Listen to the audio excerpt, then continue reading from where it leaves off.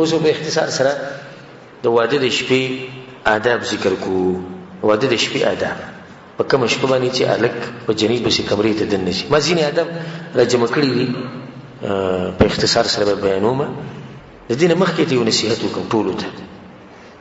چا چې واده نه کړی هغه ته خاص نصیحت،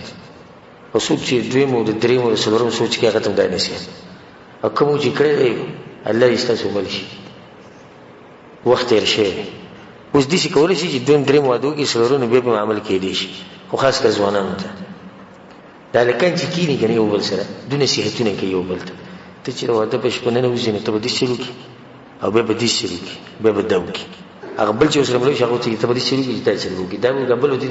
زه دې ټولو ته دا ټول دې ټولو کې په یو باندې عمل نه کېږي. دی چې دغه ټیم کې زنانه ته مخامخ شي د هغې سره کښېني نو دی به څه وایي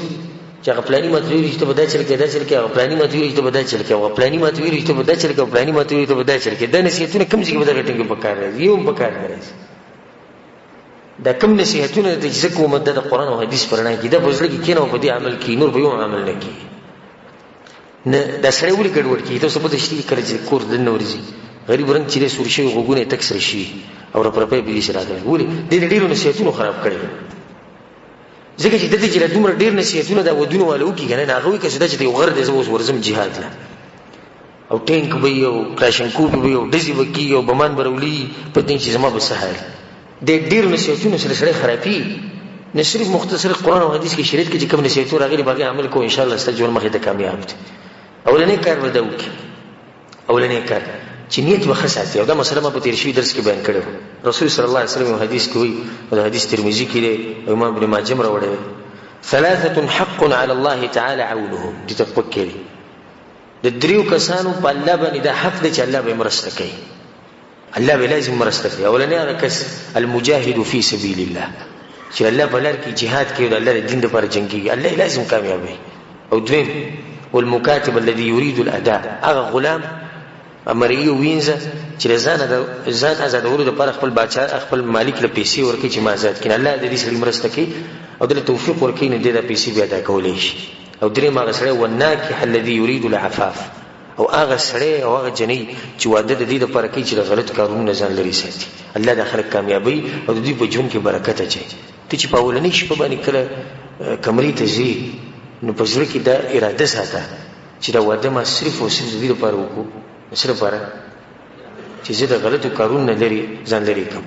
او د هغه کارونو نه ځان لرې کړم په کوم باندې چې رب العالمین خفه کېږي. په دې ځای کې یو نصیحت موږ د مشرانو ته دا کوو،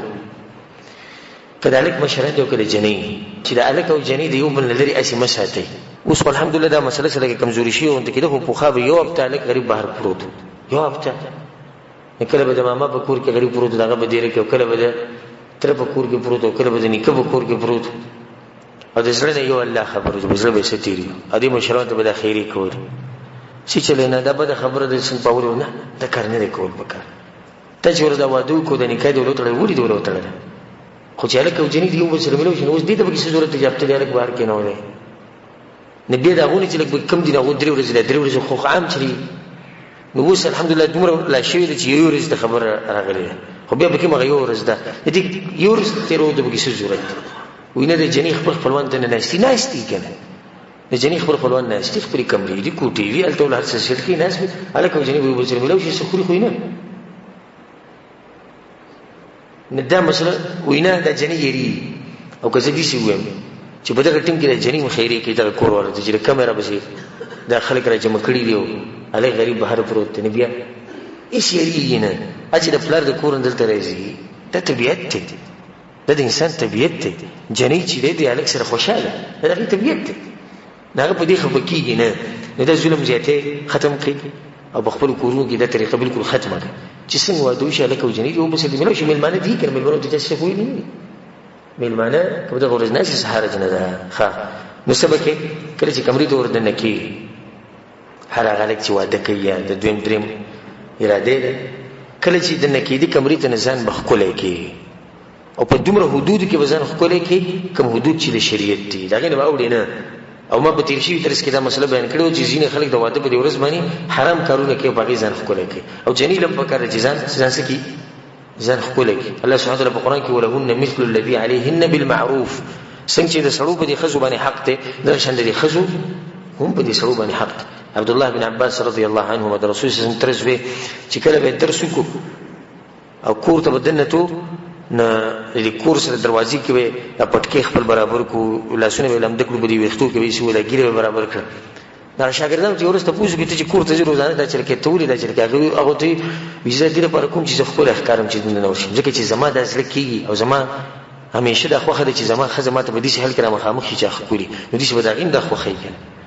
نو چې اوس سړی وردنې شي او د خولې نه یې نسوار ووینځي، د واده په شپه یې نسوار لګولي تازه او وردنې شي او د ښځې سره کښېني او د جیب نه هم د نسوار ووینځي او د ګوتو نه یې په کومو ګوتو کې چې نسوار لګولي د هغې نه هم دغه لاس سیدې په دې ښځه باندې ولګوي، دغه نه هغه څښا وي نه هغې ته لاړ شي. چې دی په دغه شپه وردنې شي او خولې څښا په څښا یې غاښونه یې تک زیړي او د ښځې سره کښېني او د هغې باندې اولنی د دې سړي د خولې هغه وږم ولګي کوم چې هغه څښا وینه راځي، د دې به د خاوند څه خوښ شي. د اولې ورځې نه د غریب دا حال دی، دا خو له ده سیټ کړی دی، واده دی،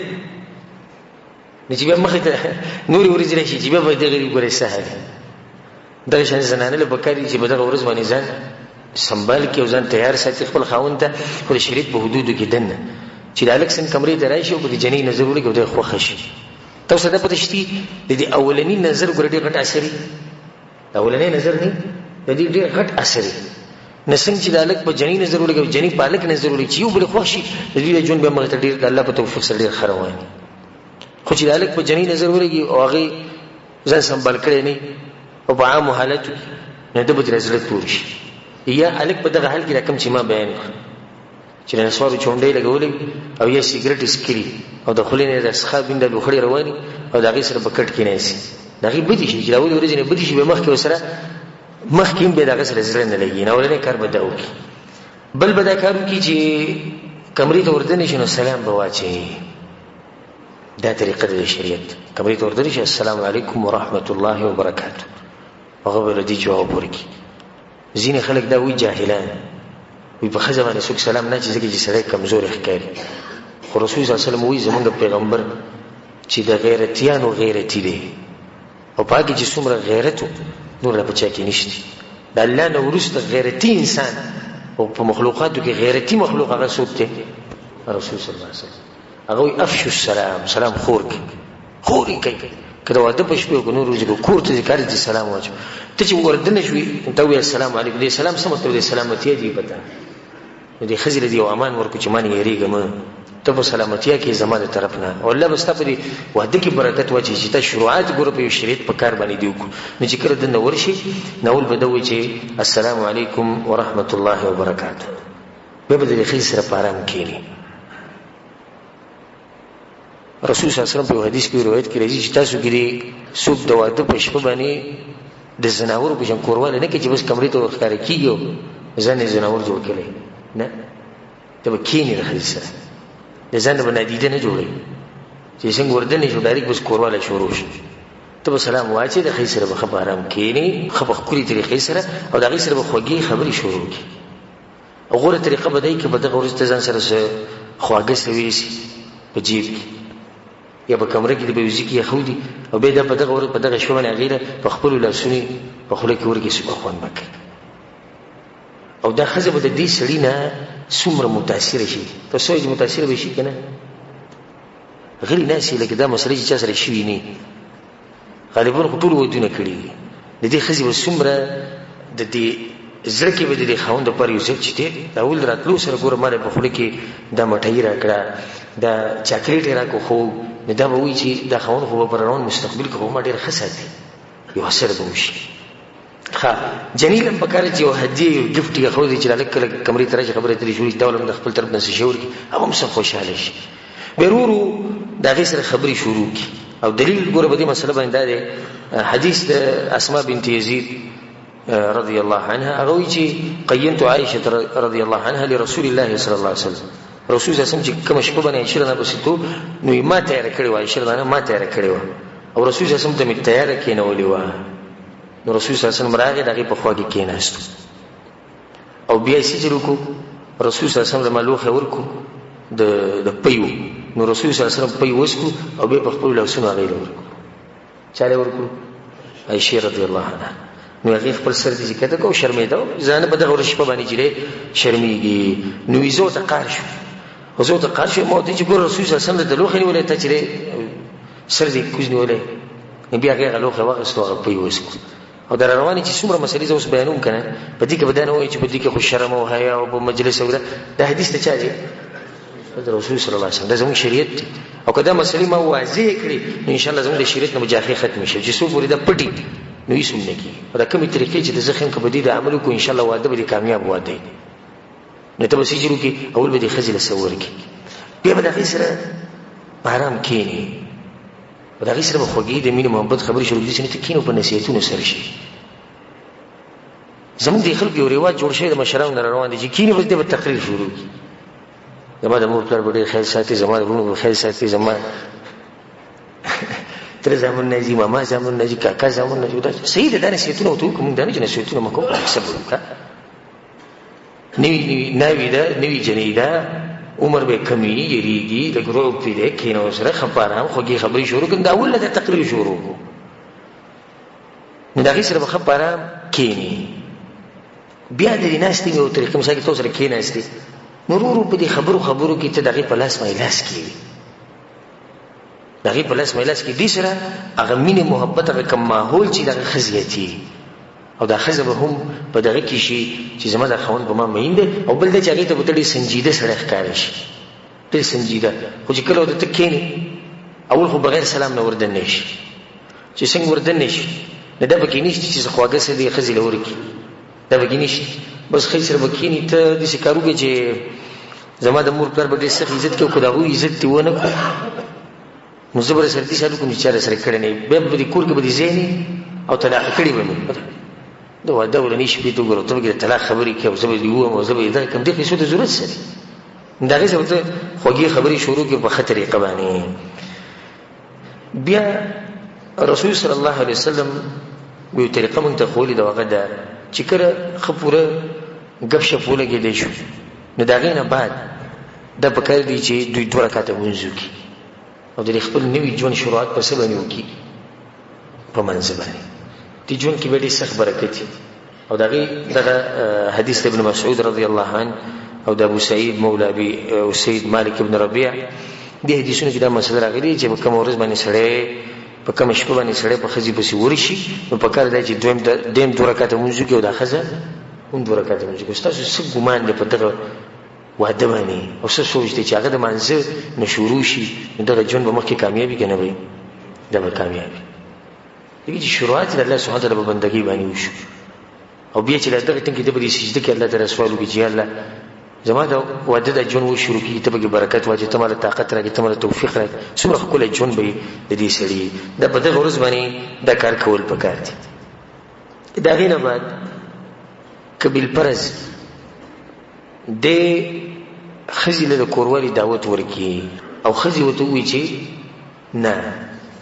ځکه چې خزه په دغه ورځ باندې ناشنا خزه ګور پر دې خزه راشي د رسول سلام راوشي لازم پای باندې روبي نو کبل پرز د خزي دې منکو چې نن باندې نو دې وسکي خپل به رټینګ کړی نه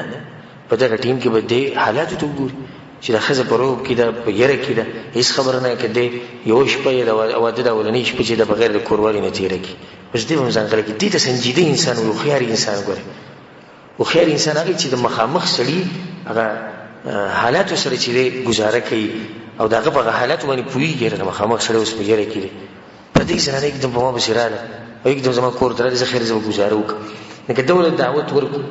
او غي انکار وکړو نو څه خبره نه ده ها بیا کبل پرز هغه انکار ونکو او د کورواله کول غواړي دا غي سره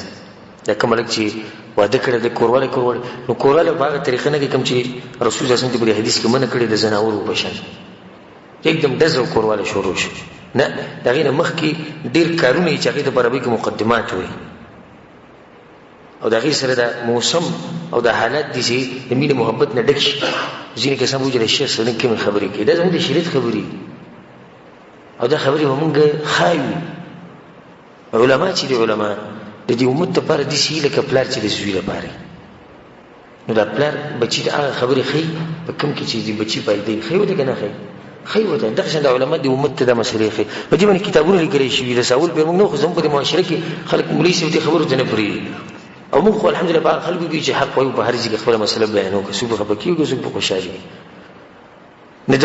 کوروالي نه مخکې مقدمات دي ښځه ښکلول یا ښځه خپل خاوند ښکلی د یو بل سره لاس لګول یو بل سره ګپ شپ لګول یو بل ته نږدې کېده لږ مزاح کول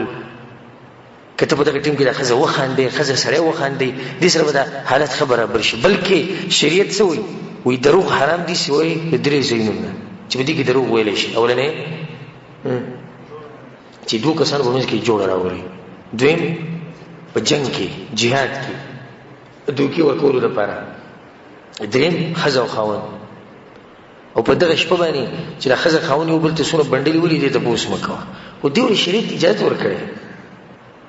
ورته کې چې د مینې محبت لپاره خو بس څه نه سوی که نه نو اوس دې ښځې ته وایي څومره ښکلې ښکاري لکه سپوږمۍ ښه که اوس هغه د سپوږمۍ په شان نه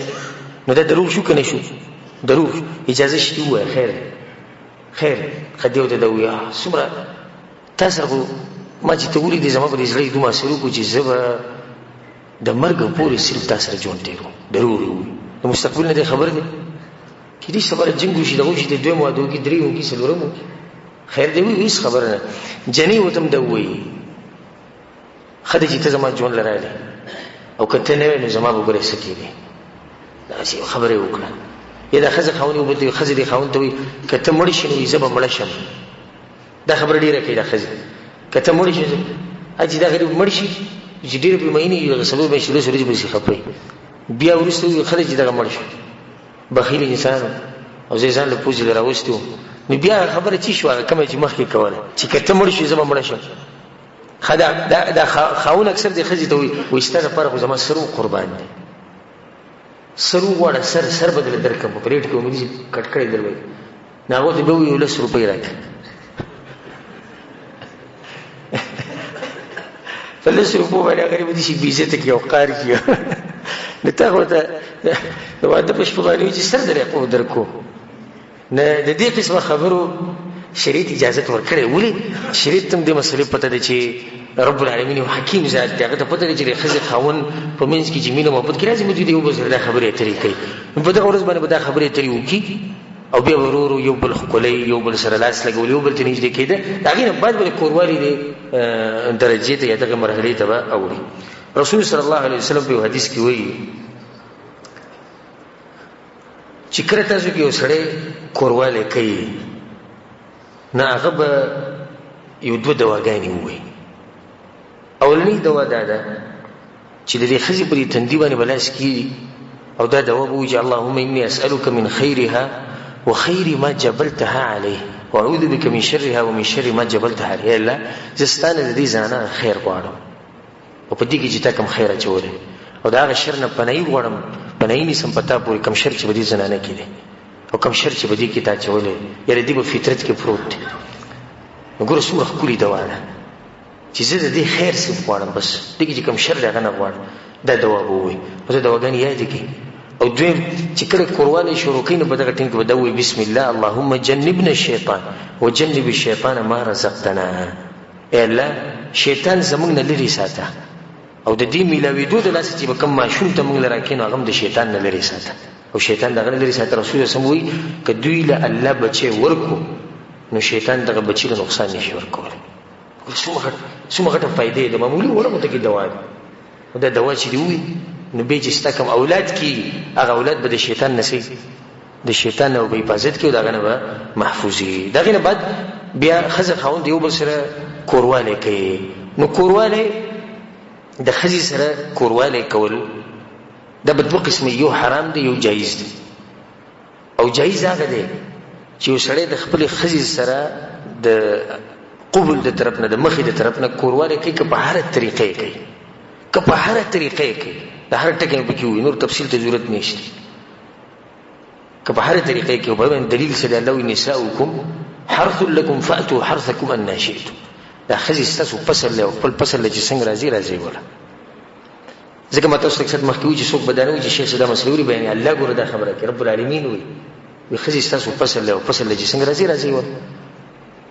نه که دې د شا د طرفه راځي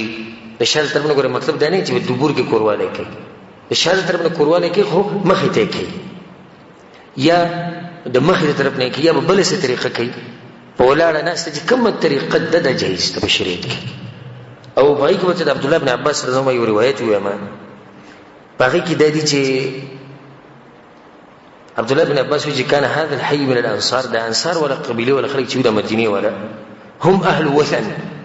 د بوتانو عبادت به کو او د دوی سره د یهود به اوسېدو او د اهل کتابو نو د اهل کتابو به ځان په دوی باندې غوره ګڼولې ځکه د هغوی سره کتاب نو ډېرې مسلې به د انصارو د چا نه زده کولې د یهودو نه به زده کولې او یهودو کې دا مسله وه چې هغو به د ښځې سره کوروالی په دې طرف باندې کو په دې سیډ باندې به کو یعنې د ښځې به هغه طرف ته مخ او سړي به ورسره کوروالی کو ولې وایي ځکه چې دې کې ښځه پټی ښځه هم پټی او سړی چې دی هم ښکاري نه ښځې ته نو دغه طریقه د انصارو زده کړې وه او د مدینې د مکې نه چې کوم صحابه رالو نو په هغو کې دا طریقه نه وه بلکې هغو به په هره طریقه باندې د خپلې ښځې سره کوروالی کو کله چې انصار د دې نه خبر شو نو هغو ته دا خبره ډېره غټه ښکاره شو چې تاسو د ښځو سره داسې کوروالی کوئ تاسو دا طریقه هم کوئ دا هم کوئ نو رسول صلی الله علیه وسلم دا مسله لاړه څنګه چې رسول صلی الله علیه وسلم دا مسله لاړه الله سبحانه وتعالی د آیتونه نازل کړو نساؤکم حرث لکم فأتوا حرثکم انا شئتم د خپل فصل چې څنګه راځي مطلب دی چې د چا د خبرې مرسته الله وکړه د مهاجرینو د خبرې مرسته وکړه د انصارو په خبره باندې رد وکړو په دې ځای کې یو مسله ده چې د هغې مبارک ډېر تپوس کي او د تپوس نه مخکې ته باید ومنو شکر وباسي چې مسله د داسې واضحه شو یو دا ده چې ښځه خاوند د یو بل عورت د لاس وړلی شي او که نه نو دې کې هېڅ حرج نشته بلکل وړلی شي ښځه او خاوند له الله اجازت ورکړی دی چې د یو بل نه څنګه فایده او خون اخیستی شي واخلئ سوای د هغه کارونه کوم چې شریعت ونه کړي هغه مخکې را روان دي د خون اخیستو یو طریقه دا ده چې سړی د ښځې عورت ته لاس وړلی او ښځه چې د سړي عورت ته لاس وړلی نه دا جایز دي یا د دې تپوس کېږي مثال کې د زنانه په سینه باندې لاس ایښوده د دې ځینې کسانو د غټ جرم ښکاري غټ جرم ورته ښکاري حالانکې شریعت د دې نه منع نه کړي بلکې دا سړی د دغه زینه خون او مزي اخیستی شي او څنګه چې دا سړی د دغه زینه خون او مزي اخلي دغه شان د ښځې ته هم خون او مزي دا ورته میلاویږي د دې کار د لاسه نو دا هم جایز دي ځینې کسان دا مسله بیانوي چې ښځې ته لغړ نشي کتی او ښځه خاوند ته نشي کتی کله چې هغه لغړي دا مسله کمزوري ده او بلکې ځینې کې خلک به دا دلیل ورکوي څه نقصان یې څه دی بچي ړانده پیدا کېږي او دا ښځه خاوند هم ړندېږي الله پرې دغه مرض بیا راولي او دا کمزوري خبره ښځه خاوند چې د یو بل نه خون اخلي په هره طریقه یې اخیستی شي او د خوند اخیستو یو طریقه دا ده چې سړی ښځې ته داسې وګوري او کله چې هغه صحابي د رسول صلی تپوس وکړي یا رسول الله زه خپل عورت د چا نه پټ ساتم رسول صلی الله علیه د ټولو نه پټ ساته الا من زوجتک سوی د خپلې ښځې نه هغې ته ښکاره کولی شي صفا اجازت دی صفا اجازت یې ورکړی رسول صلی الله علیه وسلم نو ښځه خاوند که یو بل ته عورت ښکاره کړي او یو بل ته بلکل لغړ ګوري لکه څنګه چې الله د مور د خېټې نه راویستو جایز دي دلته اوس دوه مسلې په دې کې دننه راغلي ده چې کپړې مو ویستی شي ټولې او دویم دا چې یو بل ته کتی شي دا یو څو مسلې دي چې د عوامو په دې زړه کې پرتې خو تپوس یې نشي کولی او زم خیر دی تپوس کوي خود ادب په طریقې او تپوس د علماو نه کوي چې تعبیر یو داسې ادبناک غونډه کې او د علماو نه د تپوسونو کې څه حرج نشته اوس یو سړی دی مثال کې موږ داسې ووایو او کیدای شي داسې په من کې چې د واده مثال کې 20-30 کاله شي او د دې مسلې نه خبر نه او سره به دې نه خړو چې دې مسلې چې د اجازه توې نو خبر وي کړي دې اجازه توې نو خبر او دا غي اجازه وو خو د چې تپوس نه او که تپوس کړي دی جاهل نه کړي نه وته ویلي چې دا مسله خو شي چې خزه خاوني وبل ته نشي کته او نه بداري چې جامع کپڑے به وباسي نه دا مسله چې دا کمزوري مسله ده دویم کورواله د خزي سره جګه حرام دي دغه یو څو صورتونه دي او هغه ده اولنې شکل دغه ده چې د خزي سره د دبور د طرف نه کورواله کول او دینه من راغلی د رسول صلی په حدیث کې ملعون مت من اتى امراه في دبرها، هغه شی ملعون دی او لعنت پیدا کوم سره چې د خځې سره د شاده طرف نه کورواله کوي. او ډاکټران اوس په دې باندې یو دغه کړی دی سرچ به کړی او په دې کې هغه بشمار نقصانات راوستي چې کله خزه چې کله خاوند د خځې سره د دبر د طرف نه کورواله کوي. رب العالمین چې یو شی حرام کیږي اسینه حرام هغه د مخلوق پیدا کړی د وخت ښه خبر ده چې دوی ته پس کې نقصان دی او پس کې فائدہ ده. نو په کم کې چې ته نقصان نه به کول اجازه ورکو او په کم کې چې ته نقصان نه شي وي دا حرام دي. نو دبور کې کورواله کول حرام دي. نور د دبور نه هر قسمه مزي غسته ده د جایز دي. صرف کورواله نه من راغلي چې درځي کې برخې سره جما نه کوي. دویم چې کوم جما حرام ده هغه چې د روجي په حالت کې خجر وجنی وي توسو کورواله کې دا حرام کار ده. د شان د احرام په حالت کې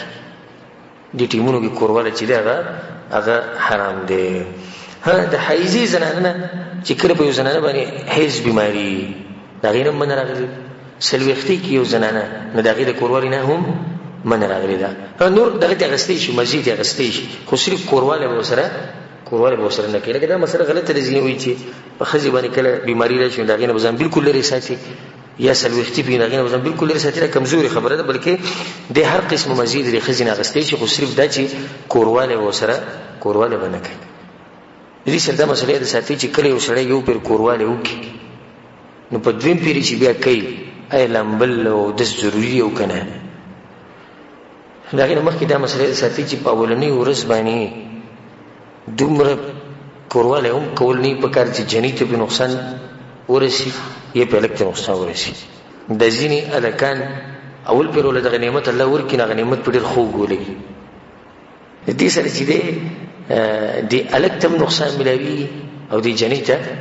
هم نقصان ملوي حدود کې دنه چې ته پته ولګي. اوس کې دې چې تا کې طاقت دی جنې کې طاقت نه دغه لحاظ وکړه بلکې مو خدا وي چې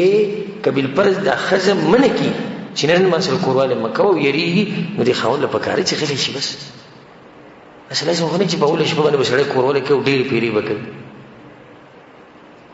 نو مثلا موږ دا بیانول چې په منځ کې وسکه یو شړی یو پر کورواله کو په دویم پر کوي نو په دې منځ کې وسکه د دې درې درجې د ټولو نه غوره درجه ده چې غسل وکړي. غسل دیوکي او بیا دې راوپش کله غسل نشي کولای غسل ته ګران نه دویمه درجه ده چې سبا کوي او د سو کې چاردام. رسول صلی الله علیه وسلم په حدیث کې وایي چې کله انسان په دې منځ کې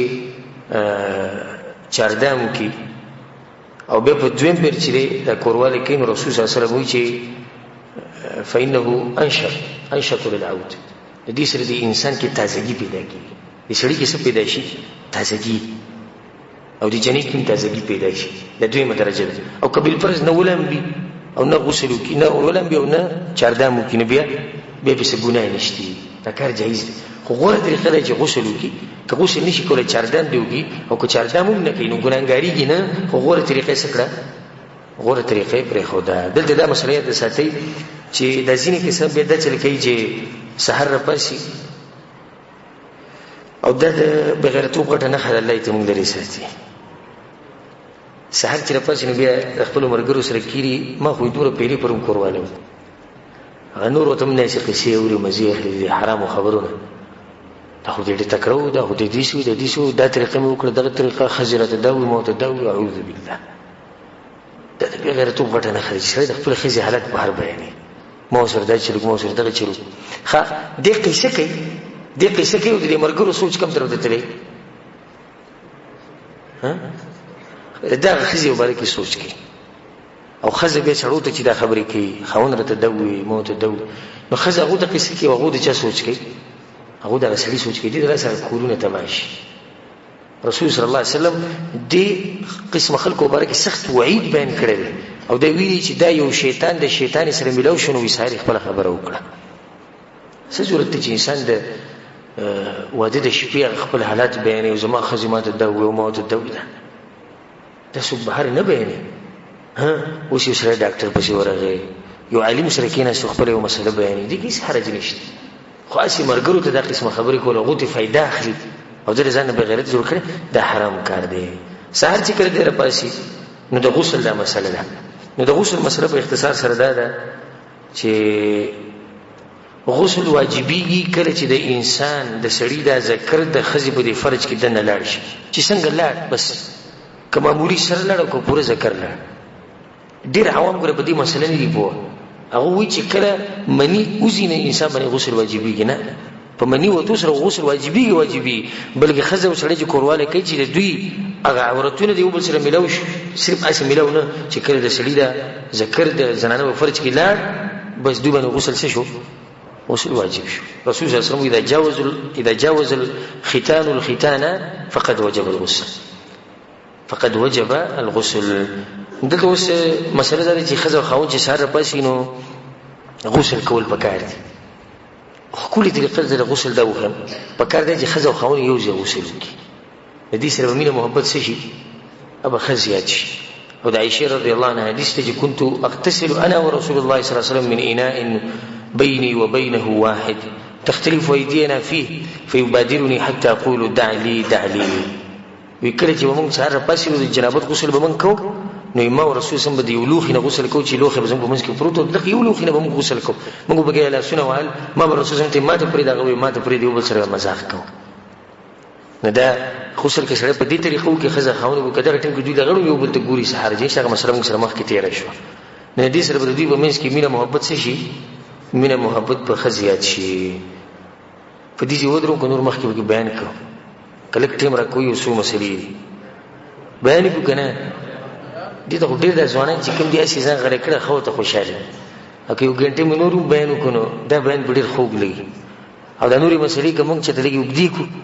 نو شیخ صاحب نن بیان وکړو ښه ډېر اوږد بیان وکړو موږ سرکار له ځو موږ مزدورۍ له ځو دغې له ځو او دې ته ښه خوشحاله ناست. او هغه غریبانان چې کوم دي کوم چې ودونه کړي دي هغه اوس خپل زړه خوري. نو زړه مه خورئ. تاسو د دویم واده وکړئ، درېیم وکړئ، څلورم وکړئ. الله تاسو له طاقت درکړي که عدل او انصاف کولی شئ او طاقت ته به کېږي د سبا نه بل واده وکړه. او که نه طاقت ته سره نه وي نو موږ به سوال کوو الله ته او ته هم سوال کوو چې الله موږ له طاقت راکړي چې دویم درېیم څلورم واده وکړو. او کوم چې ځوانان دي نو هغو ته موقع پرته ده. ښه دا خبره موږ بار بار کوو چې د ښځې سره ګپ شپ لګول، اخندول، هغې سره ټوغې کول دا یو ښه طریقه ده. او په دې کې ځان سپک مه ګڼه. لکه مثال اوس ته کمرې ته دننه راغلې او ښځه ناسته تا ورله په دې سترګو باندې لاسونه کېښودو چې یو قسمه مزاح یو قسمه ګپ شپ. نو هر انسان ته دا قسمه طریقې معلومې دي. ګوره کله چې جابر بن عبدالله رضی الله عنه واده وکړو نو راغی رسول صلی الله علیه وسلم یا رسول الله ما واده وکړو. د هغه خویندې وې ډېرې او ورورې نه و او پلار یې په غزوه احد کې شهید شوی او د هغه سړي پلار د هغه سړي زوی دی چې هغه سره رب العالمین خبرې په خپله کړې. نه د بیا واده وکړو چې لکه زما د دې خویندو حفاظت ساتي نو د یو مشر ښځې سره واده وکړو. نو رسول صلی الله علیه وسلم ورته واده دې وکړو او وایي پیغلې جنۍ سره دې وکړو که نه کونډې سره دې یا رسول الله د مشر ښځې سره وکړو. رسول ته فحلا بکرا نوي جنۍ سره به دې واده کړی، پیغلې جنۍ سره واده کړی. ولې؟ تلاعبها وتلاعبک، تا سره به لوبې کولې او تا به ورسره لوبې کولې ځکه ته ځوانه ده. اوس تا مشر ښځه راوستې نو سید ته خو ځوانې ته به لوبې وکړو. هغه مشر کوم ځای کې لوبې ورځي. په یو حدیث کې راځي رسول صلی الله علیه وسلم تضاحکها وتضاحکک، ته به یې خندولې تا به خندوله که دا جنۍ کشره نو ګوره دې کې رسول صلی الله علیه وسلم یو خبره بیان کړې چې ښځه خاوند یو بل خندوي یو بل سره مزاح کوي. زه دې ټولو کسانو ته دا نصیحت کوم د کومو چې خاص کر د کومو د بریتونه چې وینې ساسي ته خو ته زه دا وایم والله که تاسو د ژوند مزه اخیستي په الله دې قسم خورم که تاسو د ژوند مزه اخیستي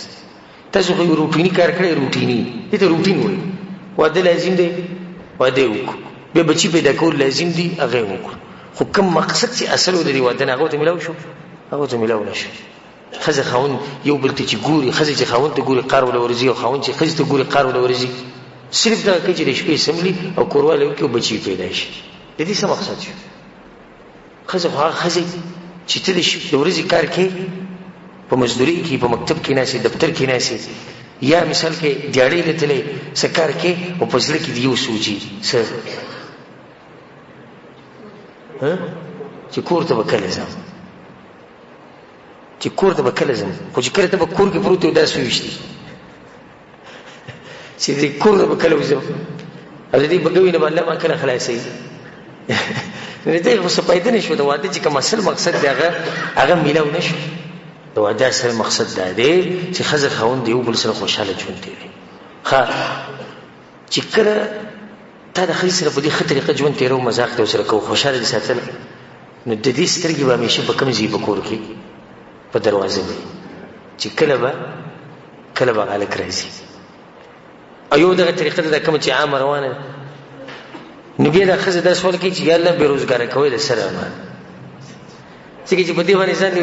یو بوج پروت دي چې دا خاوند په دې کور کې پروت خبرې هغه نه کوي ګپ شپ هغه نه لګوي نورې څه پیسې هغه نه کوي خو دغه پروت دی او دا ورله ډوډۍ وړي غریب او دا ورله کپړې وینځي او دا ورسره خدمت کوي او هغه دغه شان چې بد ګوري کړه مخ دې سره کوي چې ولې ګپ شپ نه لګي وي دې سره سړی لږ سپک کوي چا ویلي چې سپک کوي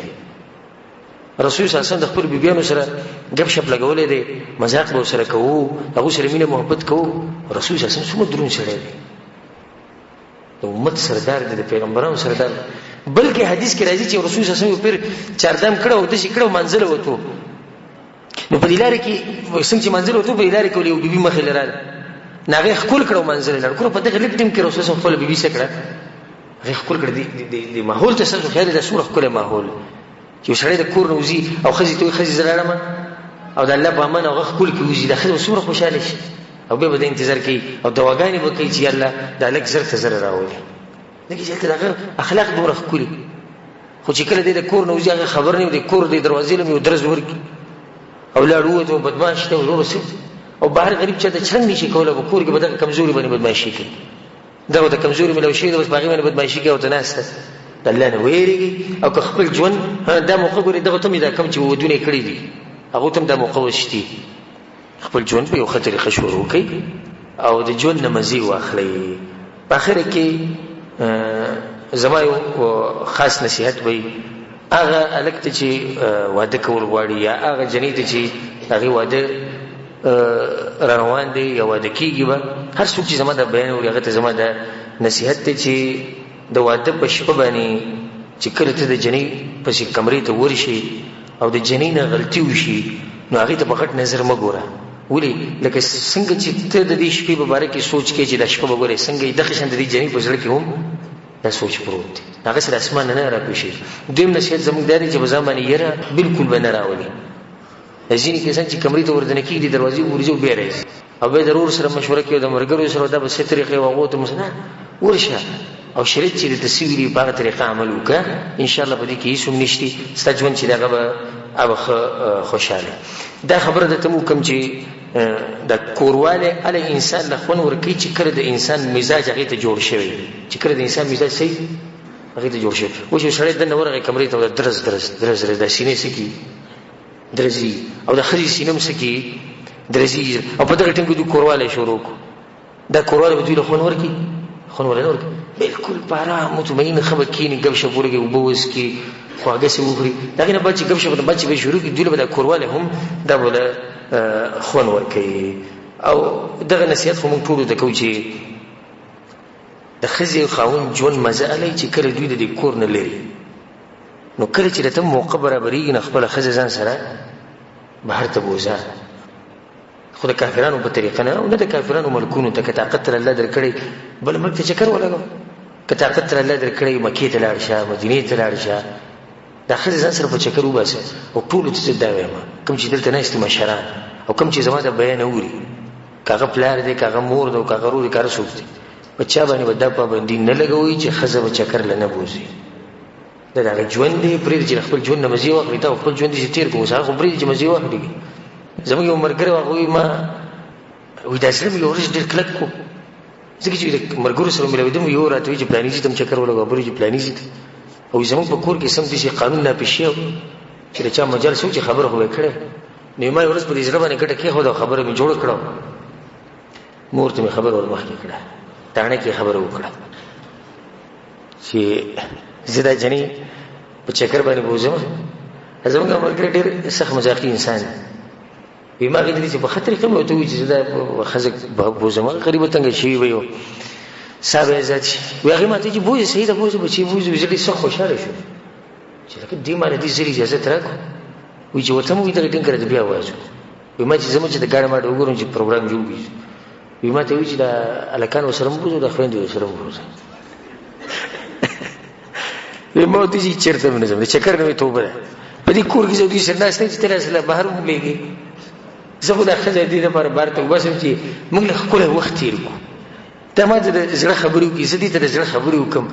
یو ځکه چې د روټي وخورو یو ځکه چې د چکر ولګو لکه هواره باندې خولي ولګي لکه رومانسي غونډه کې موسم جوړ شي هغه درته وي دغه سره بوزوي الکانو بوزو چې کې بوزو دا کار بیا سره بوزي دیرو پورا پلین کوچ راولې نه چې در بوزي بیا به مې چې چرته نو یا ورشو دور به مې سره وینا کړی نه نو اوس هغه په دغه سوچ کې چې کړه به دا بوډۍ سکی چې کله به مري دومره تنګ شوی دی دې چې ګور ډیر خلک ته ګور ډیر وای نه چې بزره کې ته خبره پرته چې کړه به دا بوډۍ مري چې زه د خپل ژوند مزي واخله نو کله کله دې چې بوډۍ الله دې ورو کې جنور کې چې د غریب کې دنیا نه چھوټي شي لاش خدای راوځي دا ژوند مزي ونه کړی زما ټول ته نصیحت ته مشران ته الله نه ویریږي خپل کشران به نه منع کوي او کشران ته مې د نصیحت ته چې کله ته موقع ملایويږي د شریعت په حدود کې دنه د هر چا د حقوق خیال وساتي دا خزه ځان سره وانه کا چکر ورکا سمو چې ست طاقت وی ګرځو ساو سره ذات کا خپل د ځل خبرو ته دا به د ځل خبرو کې او زه ته دې خبر قسم خورم چې ست د ژوند چې وسومره مزي کنه دا مزه به ته د ویوزي کې نه راستي